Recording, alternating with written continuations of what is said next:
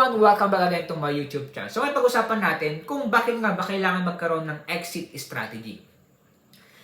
Ito hindi nyo alam, okay? Pero maintindihan nyo to in the future, okay? So bago tayo magsimula sa ating vlog, kung bago ka lang sa aking YouTube channel, please subscribe and click notification bell para update sa mga bagong vlog na upload in the future. The same time kapag na-reach pa natin yung 1,000 subscriber, ay magpapag-giveaway po tayo after this year, 2025. Alright, back to sa ating topic. Bakit kailangan magkaroon ng exit strategy? Sa pagninegosyo kasi, hindi mo talagang sobrang mamahalin yung negosyo mo. Kasi what if bumagsak?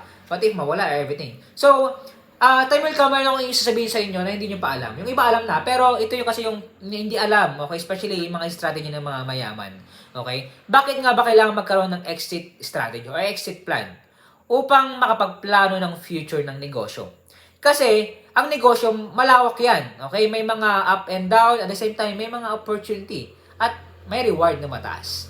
Okay, so abangan nyo po yun, pero as of now, yun muna upang makapagplano ng future ng negosyo. Alright, if you want to buy this book, please click the Facebook page official link dyan sa description. Mag-message lang po kayo. Salamat po and God bless.